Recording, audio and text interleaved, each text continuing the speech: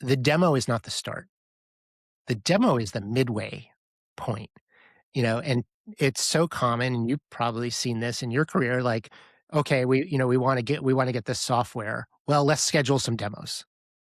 What a huge mistake, right? Because now you're going to have a vendor, lead you through a show and tell of their product. And, typically the decision goes to the vendor that you like the best. Why'd you choose that? I liked it, right?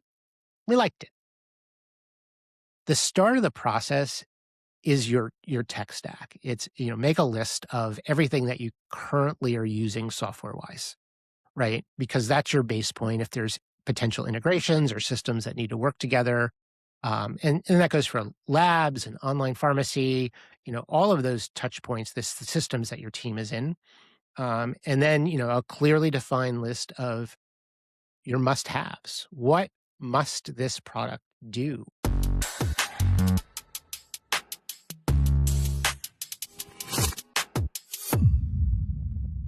Before we get into today's episode, can I ask you a big favor? Can you check and make sure that you're subscribed so you don't miss a future episode?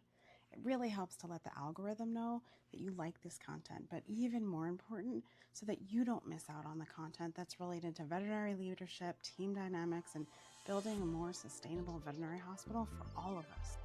Welcome back to Leading Veterinary Teams on Air. I'm your host, Suzanne Thomas. Today's guest has been building software for over 35 years. He's started 5 companies, left 3, spent 5 years as a CEO of a veterinary software company, and then walked away from that role to do something that honestly feels overdue for our industry. He gives practices straight answers about technology without a sales pitch attached. Adam Wysocki is the founder of VetSoftwareHub.com, the largest independent veterinary software directory on the internet. Adam's site focuses on the information that hospital leaders actually need to make the real decisions. He's also a cat dad to 4, so he gets veterinary medicine from more than just one angle.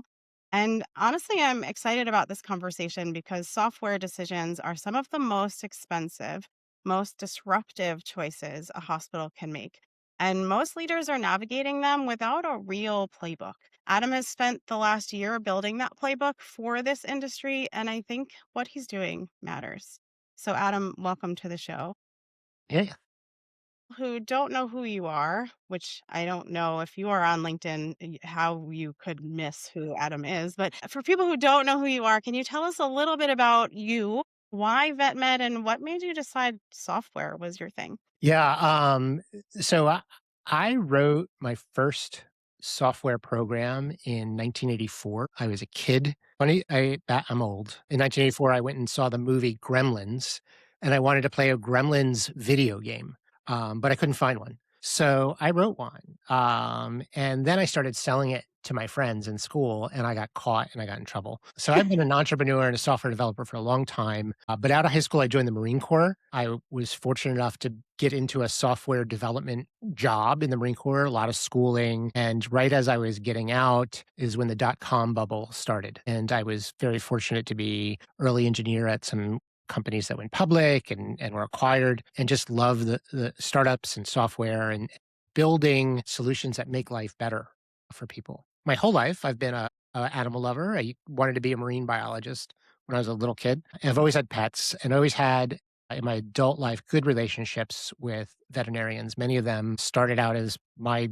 doctors for my pets and became friends. So I always had a deep love for the career, and just being in veterinary hospitals to me feels normal. When I was recruited to VitusVet about 6-ish years ago, to head product and engineering and help kind of bring some innovation to that product, I was all in. The team was great. The clients were great. I love the industry. And I now have a goal of wanting to retire in the veterinary industry. I've worked in human health and sports technology, and I worked in the cannabis space building software for a while. But veterinary med has the best people, just really honest and heartfelt people, amazing people who give and give and give. And now I want to be part of that, and I want to give as well. Yeah. Yeah, I mean, I think that what you're touching on is absolutely astonishing, right? Like you spent time with people in the hospitals as a client and making friends with them and saw a need, right? And so tell me a little bit about the pivot from being at Vitus Vet and being this CEO of this organization, this software company, and then deciding to go out on your own, right? Yeah. Why did you decide to walk away and become an independent voice for the people buying that software? Yeah, so I think, Vitus Vet was acquired last year, and I had the opportunity to go, with the acquiring company, but I wanted to do something different, and I think 2 things happened during my time at Vitus Vet. I was normally a builder and a product guy and a little bit on the operation side, but as a CEO, you have to sell, and you have to talk to your customers and understand the sales process, and I started doing sales demos and a lot of sales demos, and one of the things that was very eye-opening to me is that I would be on demos and I would say, "Do you have any questions?" And the hospital professionals that were on the call would say no. They would just stare at me the whole 30 minutes and nod their heads, and I would say, "Well, do you wanna ask about contract terms? Do you wanna ask about how we secure your data?" And then, "Oh, yeah, yeah, yeah." So that was always like, I always tried to be helpful. Probably a lot of salespeople are watching this going, "Oh, don't do that." But I thought it was important, right? And then the other thing too is, as a small company, VitusVet struggled in this landscape of veterinary software where essentially if you're not spending, $1 million on a booth at VMX giving away margaritas, nobody's listening to you, right? Like it is very hard to get attention in the space. So when, my time at VitusVet ended, I thought there was an opportunity to kind of do 2 things. One, teach veterinary professionals how to evaluate software and how not to get caught in the gotchas. And 2, help good technology find its way to veterinary professionals, regardless of what the marketing spend was. So, like a matchmaker, so to speak. Yeah. The other thing too that I think is important to note is as a leader, power imbalances were something that I was always constantly aware of with my team, in client relationships. And I think one of the things, if you think about a software sales demo, there's an incredible power imbalance in the veterinary space because the average practice manager, hospital owner gets no training on how to evaluate software, on how to be that acquisitions person, what kind of questions to ask. And the average sales rep is getting coaching on selling, objection handling, contract negotiation. We didn't have a huge budget when I was at VitusBet, but even I paid for those coaches for our sales reps. And it is not fair, right? So I think that's the other thing that is really like driving me is to kind of bring that fairness to that conversation. Yeah, that's a really good point. The first time that I was in a director of operations seat, I one of the first things that I was asked to do was a PIMS integration. And I didn't really know what that meant aside from prior to that, I had worked at VCA and at the time, VCA was creating their own PIMS. So I went through the woofware thing as a specialty technician. So woofware in VCA started on the GP side, and I was part of the group of the specialty side trying to figure out how to make it How work to make in it work. specialty. And so I worked in oncology and we were like, "Oh, great." So I was the oncology technician trying to figure out how this PIM system would work in our department, including adding all the codes and doing all the things. And so fast forward all of these years now, that's why you see me posting things like, does anybody ask the technicians any of these questions? Because I was Yeah. that technician, right? Yeah. But walking into that clinic or that group of clinics and being asked to do this PIMS integration, it had already started. I was like coming in the back end of it. I had no idea what questions to ask because I had only ever experienced it in a company that was creating their own. And I like joined this meeting and I was like, so where are we? Like, talk me through where all the things. And the organization that we were going to was telling me where we were. And I was so lost because I was like, wait, nobody asked any of these questions. Nobody had any idea what questions to even ask in the beginning. So now I'm at the back end trying to ask all these questions that I thought made sense to have maybe asked when we were even deciding what PIMS to go by. Yeah. And I was like, oh my God, what's happening? Because nobody even knew to ask those questions. But because I had been on the floor for so long, I already had these things going through my mind to ask, right? So to your point, right? Like nobody trains you those. I just had the wherewithal to know we should be asking some more questions. We're just too far along to even start that question and answer period. So I guess we're gonna have to just figure this out now. It was rough. I built the website kinda, and I thought I was just gonna, like, write articles and I was gonna list software and, like, Yeah. practices would just figure it out, right? And what I realized pretty quickly is, like, I'm asking a lot, right? When the calendar's full and there's a dog seizing in the back room and there's a client throwing medications at the CSR at the front desk because 'cause they're pissed off about their bill, Yeah. nobody has time to figure it out. So I started doing some consulting and helping practices. And the very first one I did was a practice. They were on an on-prem PIMS for 18 years. And the practice manager, late 30s, and she had started as a kennel tech in high school. And It's for the only people job. that don't know what that means on premises, right? Like not So it's cloud. on a server in the back Yeah. closet, typically. Older technology, not yet in the cloud, which a lot of hospitals are still there. Yeah. But, so she started as a kennel tech. It's the only job she's ever had. She moved from kennel tech to vet tech to she was inventory manager for a while, finally became practice manager. And she said, could you help me? My owner wants to go to the cloud and get a cloud PIMS this year. And I said, well, what do you know about the process? And she goes, nothing. I don't know how to start. Right. And that was the first one I did. And it was, my heart went out to her because, I said, well, what's your biggest worry? Are you worried about like picking this the wrong one and everybody hates you? And she goes, no, I'm worried that our patients are not going to get the best care possible because of my decision. And that I was like all in after that. And I said, "What we're gonna get you through." And I created this process that I use now during that, and it's a step by step. And one of the big things that I said is, look, we're going to map all of your workflows. I want to understand what is check-in like, what is new client onboarding like, how are you taking subjective in the exam room? When does the doctor come in? Everything. And we built a blueprint and then we went out to the cloud providers and we said, show us this. And they said, no, no, we had this slide deck and we had this demo. And I said, I don't care about that's irrelevant, Yeah. right? Show us this.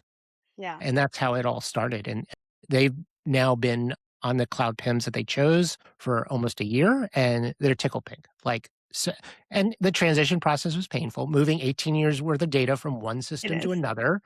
It did not go smoothly. The first 90 days, I thought they were going to kill me as well as the on-prem vendor and the cloud vendor, but they got through it. And they learned a lot about how they operate as a team, and they're in a really good place right now. And I'm really proud of working with all the clients that I have, but that one especially because it was my first one. Yeah, no, it's a lot when you don't know what you're walking into, and I think that having that person that can kind of help walk you through and answer some of those questions must be really helpful for them, but also probably was really eye-opening for you to realize how little we really know, we being the people in the field, right? Like really know about what is being asked of us. And to that point, what was that experience part of the deliberate choice to take no referral fees and to not have any sponsored placements? Like, what kind of was the driver of that? So I think the driver of that is if I start taking referral fees, even if I am building a non-biased system for selection, there is always potential doubt. Somebody can say, it ended up, this company looked like the best choice for us. Is it really though? And then there's a potential for living with regret, right? And I don't want anybody to go through this painful process and go, man, this is not going great. Did we pick this because it was the right thing for us or because that guy is getting a referral fee? And I said, look, if I can be completely vendor neutral and just give an honest representation of the software and let practices make their own decision, I'm giving tools, not recommendations. I was recently on a podcast and people were asking questions and, what's the best PIMS? What's the best AI scribe? And I was like, I don't know. Like you could have two hospitals 3 miles apart. Their workflows are completely different. right? And the best PIMS for A is not going to be the best PIMS for B. So you can't pick one and that fits every hospital. And that's kind of the problem with veterinary software these days is they build one size fits all. You just, a two doctor practice in Tulsa, Oklahoma is not the same as a 22 doctor specialty referral hospital in Philadelphia. Like totally different. And to be fair, it might not even be the same as a two-doctor practice down the road in Tulsa, That Oklahoma, that's right. So right? my famous quote that I tell every practice when I start working with them is, you get 100 veterinary professionals in a room, and you ask them how to do something, you'll get 100 different answers, and Yeah. then 10 minutes later, you'll get 50 more, right? Like, so it's very important to structure a process that documents how that practice works, and then see how the different software options fit into that workflow. And then choose the one that fits. Nobody's going to fit perfect. Choose the one that fits the closest, and you will be fine when you come out of the other end. So, a lot of the people listening to this podcast are hospital managers, lead technicians, some practice owners, people who are carrying the operational weight of the hospital every single day, right? They're living inside of these systems, likely the ones that are actually implementing the PIMS or implementing the new AI scribe or whatever the software is, not necessarily the ones approving the new AI scribe or the new PIMS. What do you hear from that layer of leadership when you're talking to them about their software experience? Yeah, I think, a lot of the practices I work with are small independent GPs, and I think they do a little better at team cohesion than some of the larger groups. And what I hear when I talk to larger groups, especially when there's a top down methodology for implementing software, is, gee, I wish somebody would have talked to us. Right. We don't work like this at all. I hear quite often. Right. But it's amazing the resilience of all of you that work in these positions that say, all right, like, this is the hand that we've been dealt. We're going to make it work. And you do, right? With some caveats. And it breaks my heart when I go into a practice that's owned by a larger group and I see like a laminated sheet on the monitor of the CSR with like workarounds for getting a form signed off on by a client. Yeah. Or like a super modern tech forward hospital, yet there's a clipboard hanging by the inventory room with a string and a pen hanging off of it because they can't update inventory in the software the way they've been doing it for the last 10 years. So they're writing it on paper, right? And that's a side effect of somebody looking at a system maybe miles or states away and saying, "Hey, this is a great system. We're going to roll it out across all our hospitals," without getting that that bottom up feedback. I understand both sides of it. I mean, my heart goes out to those hospitals that have to make those workarounds.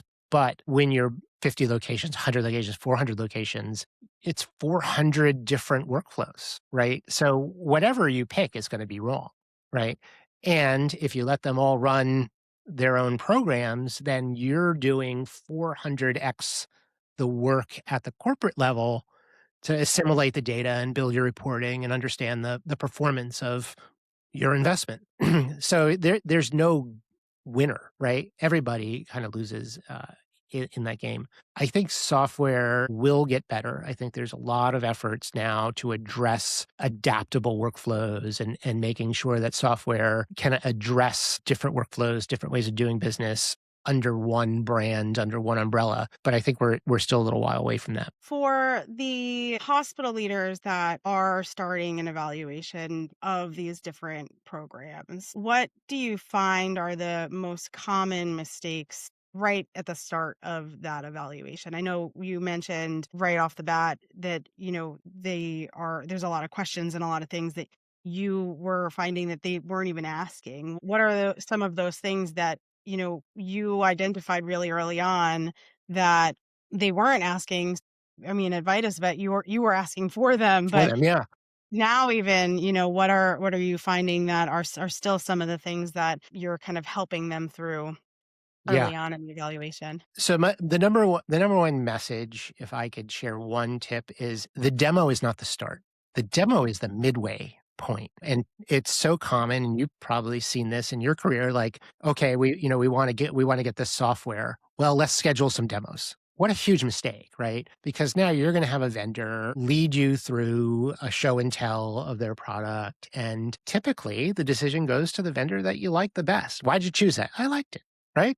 We liked it. The start of the process is your tech stack. It's, make a list of everything that you currently are using software-wise, right? Because that's your base point if there's potential integrations or systems that need to work together. And that goes for labs and online pharmacy, all of those touch points, the systems that your team is in. And then, a clearly defined list of your must-haves. What must this product do for me to say yes and want it? And this is all before you book the demo, right? And then what are your nice to haves? And then like, what are your things you could live without, right? Like AI scribe, I could live without like discharge instructions. We do those, it's not a big deal. Or discharge instructions are a must have in the scribe. And then from that list, you can start doing your research and seeing, two or three vendors that fit, right? Okay, they have these things. They don't have this, but that's okay. I don't really need that. And that way you don't have to do 10 1-hour demos, right? You two or three 1-hour demos, much better. Uh, and then, create a script. Like these are the workflows. This is the problem that we're trying to solve and have the demo, 24 or 48 hours before the demo, send that script to the sales rep and say, "Hey, I want you to go through this demo like we're using it." And that's the best way to start. You wanna be able to see yourself and your staff in those workflows during the demos, and that will help you understand whether or not this is gonna fit. That's a good example, right? Because I think that most of the time we're getting demos and we're just going through whatever they're giving us. And that may or may not be what we're actually doing. And I don't know about you, but for me, I'm one of those people that needs to actually play with it to know if it's going to work for me. And I can watch you do something 15 times. And until I actually start playing with it, I won't know if it's actually going to do the thing that I need it to do. That's right. Do you also recommend asking for like a sandbox or something Always, like that to play with? always. Like, depending on the software, like AI scribes, you can download them to your phone. For practice management software, a sandbox is key. And then, so the other part of that is have a little structure. Don't like, go in a sandbox and click around. Oh, this is neat. This is cool. Like Yeah. that's not an evaluation. But like, say, you're really proud of how you check in clients, right? Our check-in process is really streamlined. We've worked for it. Clients love it. All right. So time your check-in, write your check-in process down step by step, time it. How long does it take with your current software? Now go into the sandbox and replicate that process. You might find that it takes a minute and a half longer in the sandbox than it does with your current system. Well, that's right. That's not gonna be cool. Okay, maybe it's new, I'm Right. just getting used to the software. So you do it a couple times. Do it on your lunch, do it when you have over, 30 days if you can get the sandbox for that long. Does it get better or does it stay still a minute and 30 longer than well, that's a red flag then. I would, really there would have to be some other benefits to workflows to make up for that. But having that structure, having a game plan going in as opposed to just clicking around and seeing if you like it, you're going to set yourself up for much better success once it's actually implemented if you see those improvements in the sandbox. What do you say to people who are really have no idea how long this process takes? Like, I had a hospital manager who she came to me and she was like, I'm going to change my PIMS from this, on premises to a cloud based. And I'm so excited. We're going to be launching in like 3 weeks. And I was like, hold up. No, you're not. And she was like, "What do you mean?" And I tried to explain to her all of the things that she was gonna have to do, and she didn't realize how time consuming this process was gonna be for her. What do you say to people when they realize and then their face is like, "I have to give up that much time. Like, Yeah. I have to give up that much So time." a well-run, structured evaluation process, assuming that you're going to look at two or three or four different options, that's a minimum of 6 weeks to really map all your workflows. And that's, really putting an effort in it. Yeah. That's the low end of when I work with a hospital that it takes to get through all of that. Sometimes it could be 8 or 10. And that's I'm just the working with evaluation. just using the evaluation, Yeah, right? we haven't even decided yet. I mean, how many practice managers can give up, 4 hours a week to sit in 4 demos? Like, typically, it's 1 hour on a Thursday afternoon, maybe each week, right? And I have a hospital I'm working with now, super motivated, really organized, really moving through it, responsive, and then 2 doctors resigned. And now they're like, "Once we fill these doctors, we'll get back to you."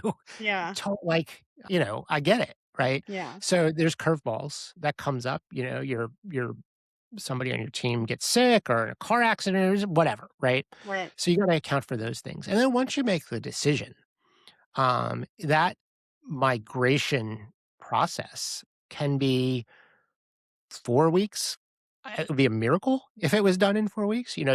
I've seen 16 weeks, right? 12, I think, is probably a number that I would say is realistic because 'cause you've got staff training, you've got, your first data export, and you're relying on 3 companies, right? The company you're moving from, the company you're moving to, and your company to all be in sync and be able to be responsive to each other. It doesn't happen as fast as you think. Yeah. And you've talked a lot about APIs and all of that. I'm sure that is Yeah, part of that, right? Like if for people who don't know what that means, it's like correct me if I'm wrong. It's the softwares talking to each other, right? It's that's the right. ability for all of the softwares to be able to integrate and talk to each other. So, and that's the very like simplistic version of what that is.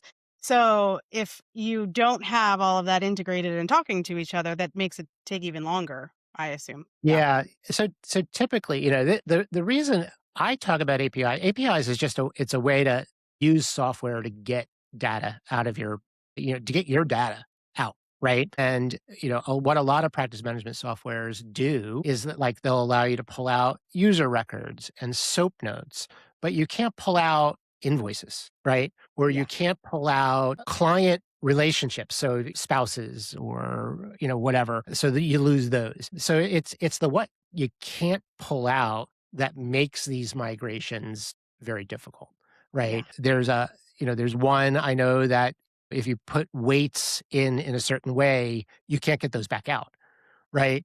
So now, like, do you hire somebody to move all your weight data manually from the new system to the old system? That could take more time. Or you just abandon it and say, well, we'll start doing new weights. I don't know. Yeah.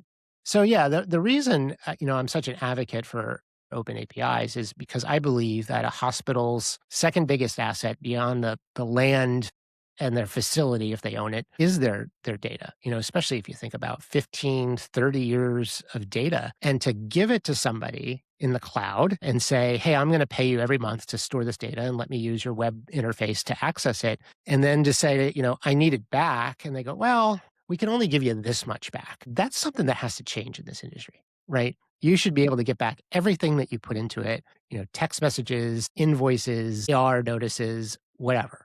And that would make these PIMS transitions so much better, right? Do Because you find that they can they get it back if they pay for it?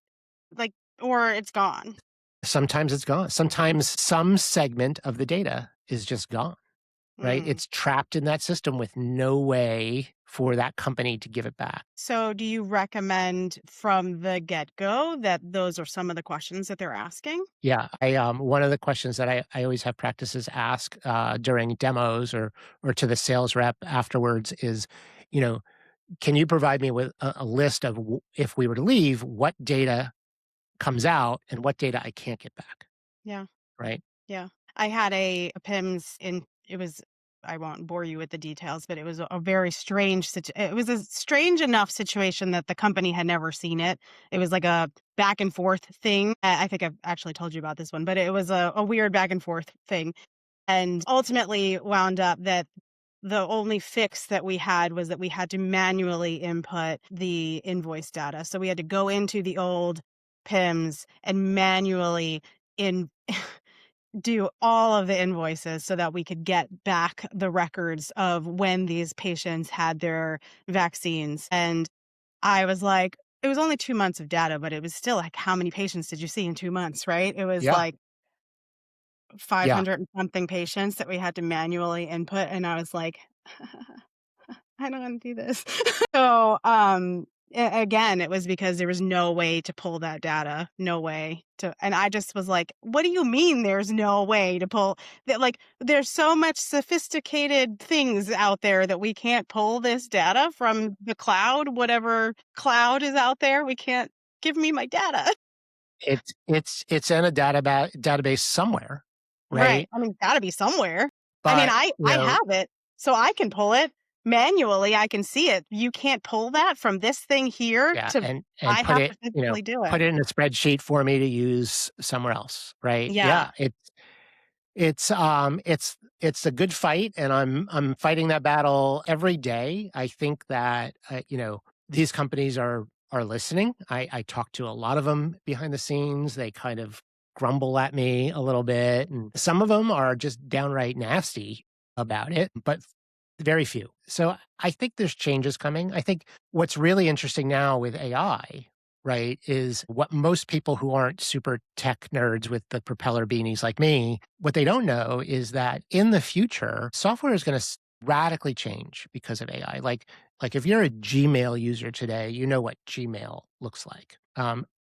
In a year or two, Gmail is gonna look however you want it to look, because 'cause you're just gonna tell Gmail to like, "Hey, I want all the email from, my cousin to be purple and in this font," and AI will just do it, right? It'll just make it however you want. So software is gonna be very much like that, and the PIMS companies are gonna have to adapt to it, and the way you know, is going to make those interfaces dynamic and customized is by having access to data through APIs. So the PIMS companies, because of consumer demand, are going to have to open up this data and make these APIs available to be able to, have these modern interfaces that practices are going to want. Like you can't tell me that I can customize my Netflix, I can customize my Gmail, I can customize the screen on my refrigerator, but I can't customize the PIM I'm paying thousands of dollars a year for? Right, but you can't pull the invoice data from my my old That's PIMS. right.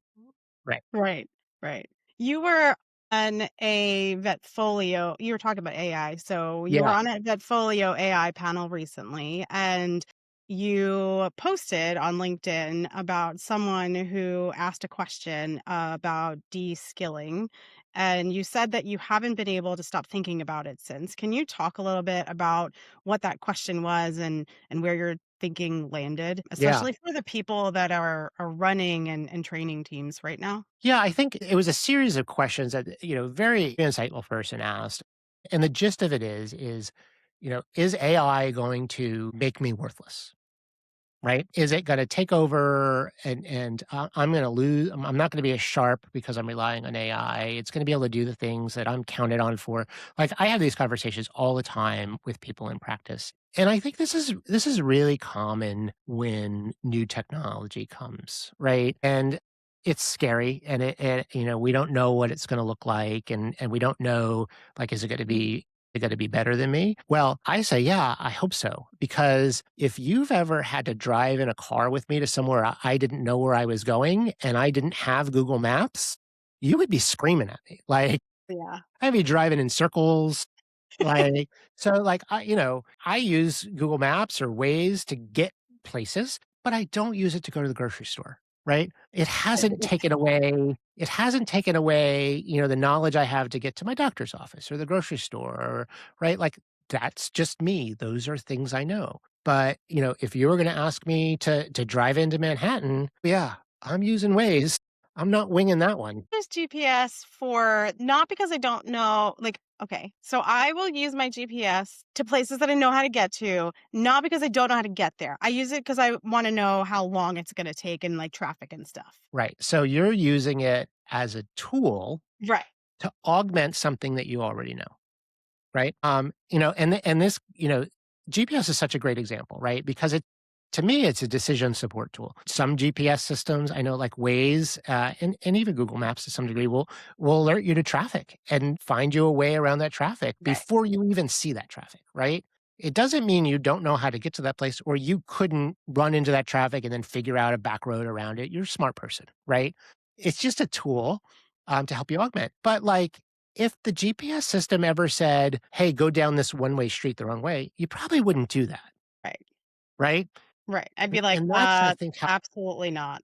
right. And so just as a GPS can, maybe the road's closed, maybe there's a tree down and the GPS doesn't know that. Mhm. Now you've got to figure out a way around it. And then once it sees you start doing that, it then helps you pick up. And so I think when we think about AI in practice, we should think about it a lot like a GPS. For the things that we just know how to do, we don't need it.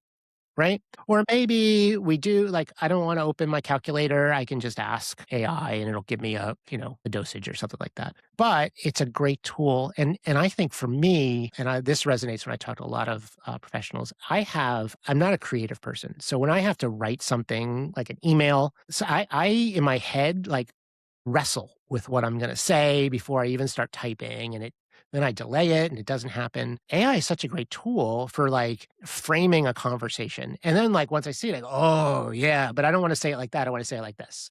Yeah. Right. So you think about those like AR collection emails, right? Like nobody wants to send those. So hey, ChatGPT, I have to collect $970 from this client who hasn't answered their phone in 6 months. Could you draft an email for me to politely ask when the hell they're going to give me the money? Right. Yeah. And that's another great use. It's not taking away from you. You could write that email if you wanted to. You don't want to, but you could. Yeah. But it's just a tool to augment what you already do. And, I think there's going to be very little tolerance for AI from pet owners getting in the way of a doctor's clinical decision or a staff's recommendation or care. But I think there is a scenario where you look at like error rates, right? I think AHA did an article or AVMA did an article where the error rate in veterinary decisions is like 5.8 out of 1,000, right? So a human decision has a 0.05% error rate. Well, if an AI decision is 0.01. As a pet owner, I'm gonna ask my doctor, like, "I wanna hear what you think, but are you double checking against this?" Right? And again, it's a tool that kind of augments the process. Sure. I think for me with leaders, I think that it's important that we still kind of going back to your AR example. I like the example. I think that it's a good tool to use, kind of to your point, right? It's a good tool to use, but I would err on the side of caution using it without then looking at it Oh, and 100%. right? Like, I think that Yeah. sometimes people hear that and then they're like, "Oh, cool, I'll just use that and then send it."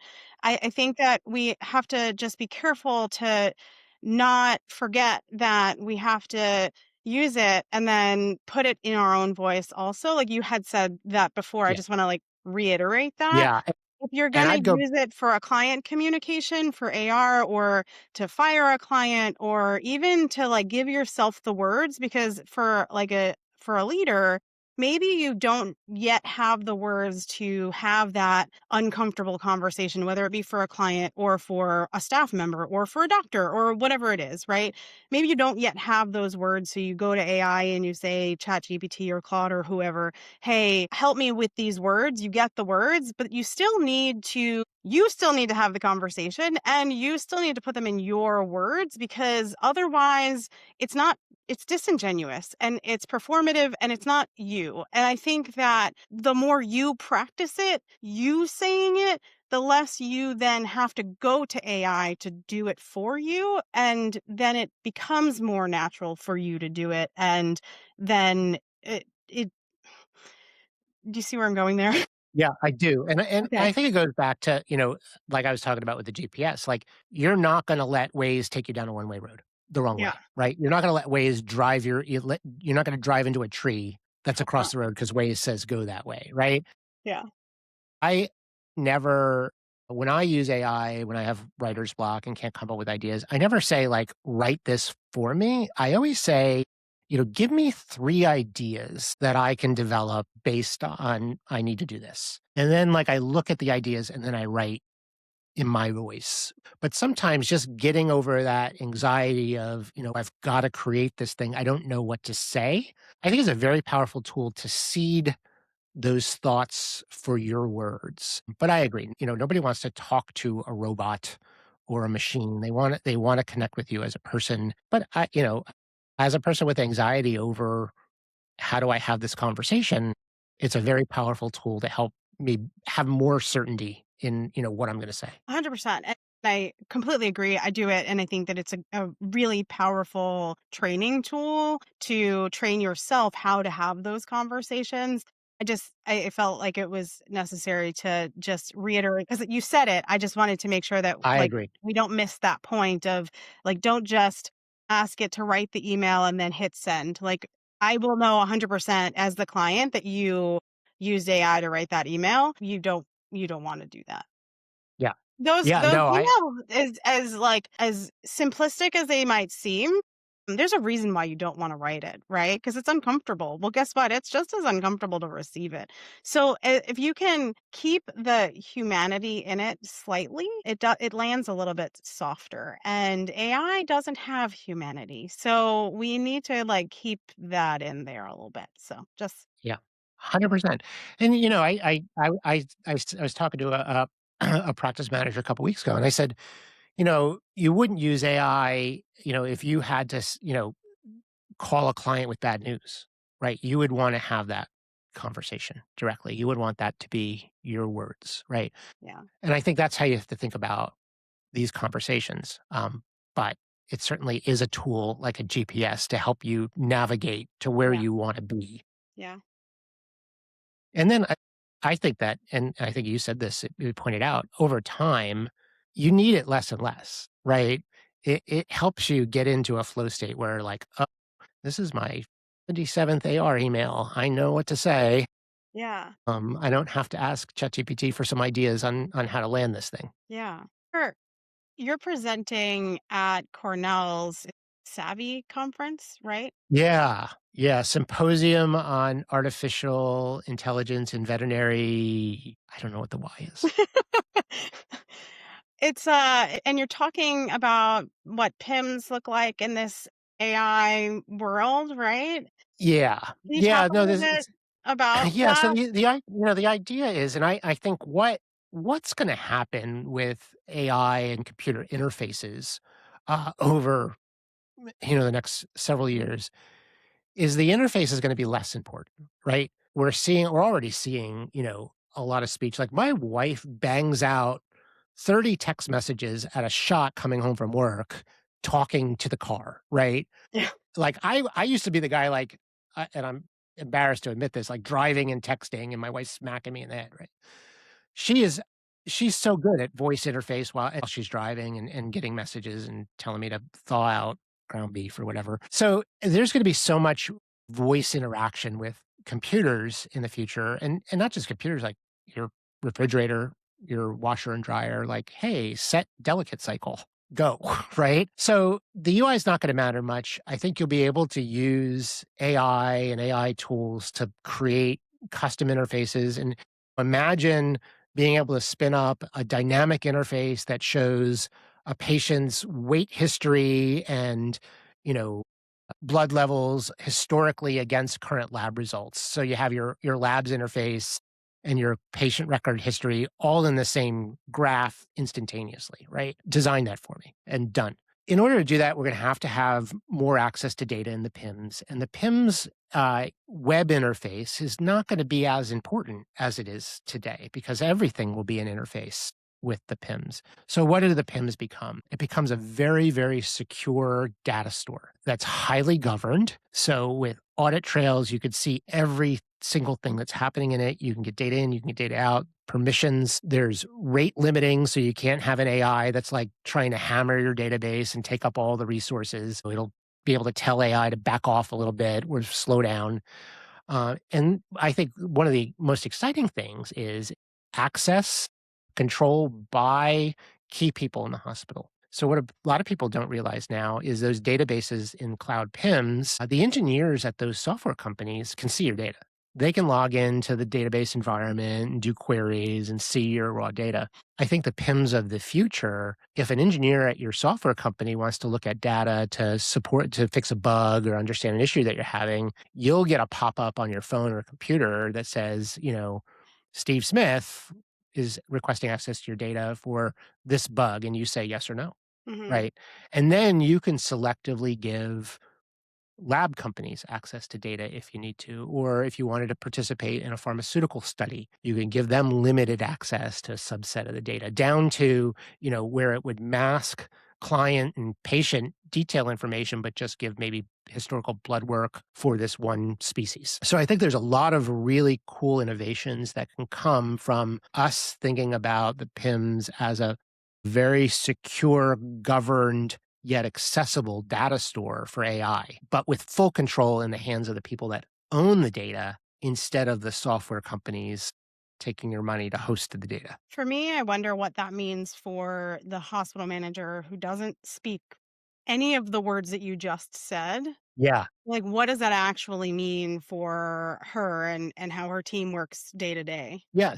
So probably nothing, right? Those highly governable PIMs will come with a user interface like they do today. And, if you're not going to do any of those things, fine. But imagine you have a client that comes in and says, "Hey, I just got this new health tracking dog collar, Hmm. and I would love to send heart rate, weight into my medical record. Can we do that?" And you say, "Yeah, sure." And you tap a device on the collar, and now that Yes. device has access to just that patient's weight and heart rate data and temperature, right? And can make those updates. And you can revoke that at any time. You don't have to do anything other than say yes and maybe tap scan a QR code and send it into the PIMS. It's pretty cool, right? And now if you're a large practice group, or maybe you're just a 10 location, smaller practice group, and a pharmaceutical company comes to you and says, "Look, we're doing a study for chronic kidney disease. We would love to analyze blood work from cats over the last 10 years. Could we have access to your PIMS?" They scan a QR code or a pop-up comes up in your dashboard. Company X wants to access, yes. And it just accesses the blood work data that they need and nothing else. That's actually pretty cool. I think the future is very bright. Yeah. I think there's a lot of applications for AI to improve animal care that I'm very excited about. And I think the bridge that we have to cross now is, PIMS and hospital data and, keeping it very secure, putting the control in the hands of the people that own it and not the companies that are storing it. So you launched Vet Software Hub in September of last Timber, yeah. year. You recently shared that you hit 1 million Google search impressions in 7 months without running a single ad, which I think is really cool. What does that number tell you about what this industry was missing? It tells me that there is a lot of people asking questions in Google and search LLMs, AI engines, about software, right? And there are some really good resources out there, but they're very scattered, right? There's some of the PIMS companies have great articles about PIMS, and the AI scribes companies have great articles about AI scribes, but there's no repository that really kind of collects all of that together. So I think what I'm benefiting from is, the concentration of a lot of that information in one place, which is getting me into a lot more searches than a typical single source software company would get.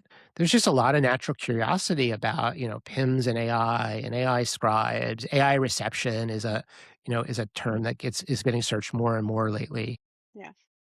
So I feel like I'm blessed to be in the right place at the right time, which I think is half of the benefit. But I really focused early on search discovery because I'm a solo founder. I'm never going to take investors. I'm trying to run this thing with myself, my wife's help, and some AI agents. So search was my best way to get discovered, and my big mouth on LinkedIn too helps a lot. I mean, that's how we met, right? You're Yeah. also writing a book. Yes, ma'am. Saw that. Yeah. What's it about? Yeah. And who should be reading it when it comes out? Yeah, it's about PIMS transition, how to do a PIMS evaluation. I think it's, like you said, it's one of the most critical transitions that a hospital's ever going to do. The fact that nobody's ever written a book about it before is kind of shocking. PIMS have been around since the late 80s. digitally. So, like the things we talked about, auditing your tech stack, building your list of must haves, demo scripts, how to evaluate contracts, how to understand total cost of ownership, under hidden fees, things like that. End to end, kind of like like a cookbook, but I'm surveying practice managers and owners because I want to interject real stories. That first practice manager that I helped with a PIMS change, I said to her, well, what have you done so far? And she said, I went on some Facebook groups and asked, what's everybody's favorite PIMS? And, everybody that said, my favorite PIMS is X, 10 other people would say, oh, that sucks. Don't use that.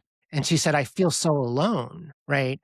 But I want to add stories of people that have done it, and people that have done it and failed and had to go back, and people who've done it and succeeded, that if you're reading it because you're going through a PIMS transition or thinking about it, you don't feel alone. You're not the first person to do this. You're not the only person to do this. And, here's some things that these people would have done different, and maybe you can use them to help make it a little easier for you. So that's the gist of the book. Um, y- you know, it'll be cheap.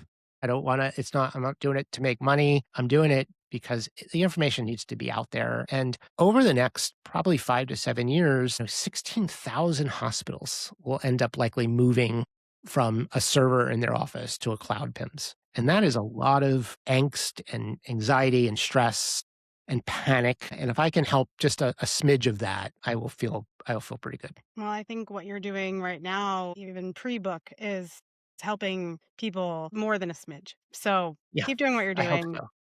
write your book, and really excited to see what comes out of that because honestly, the few PIMS transitions that I have gone through have not been great. And so, any help that one can get, I think is really great. There's a graphic that I'm gonna put in the book, and I love it, and it's 2 mountain peaks, and there's a thin frayed rope between the 2, and there's a practice manager walking across, and the rope looks like it's about to break, and then somebody says, "Stay right there, we've just gotta switch out the rope real quick." And that is a PIMS transition in a visual, right? And I've never met anybody that says, "Hey, I loved it," right? They all suck, right? Yeah. I just try and help it suck less. Yeah.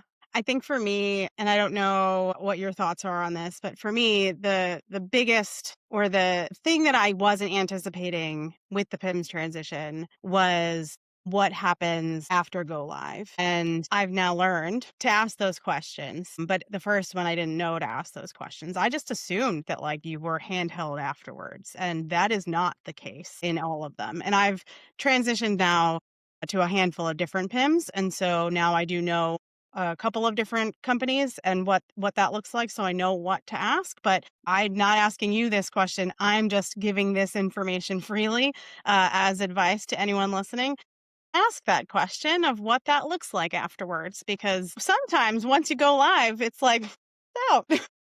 And, like, you have to understand, company roles and responsibilities, and employees have goals and Yeah. milestones that they're measured against for their bonuses or promotions, right? And, the salesperson, their goal is to get you to sign that contract. Then they're done, right? Mhm.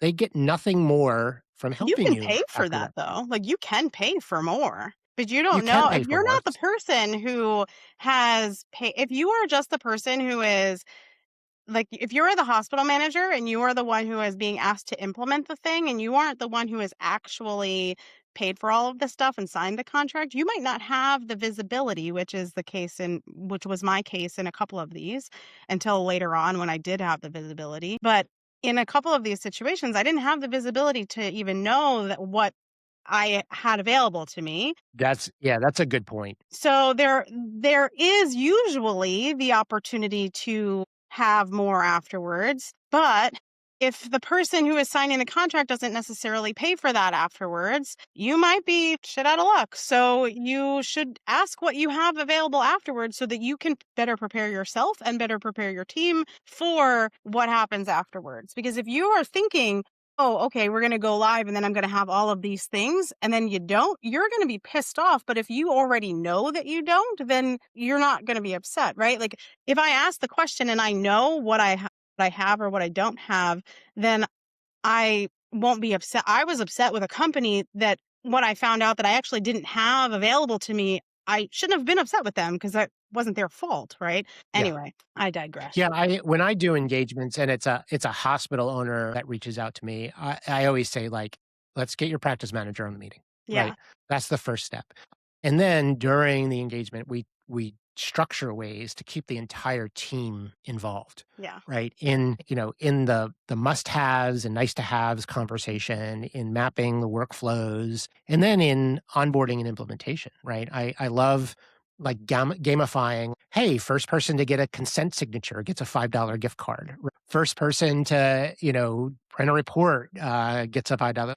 Give the team some incentives, or, break it up into teams to see who can, you know, figure out the new system first. And it makes everybody feel a little better. Yeah, a lot of times owners have a very myopic view of how it's gonna go.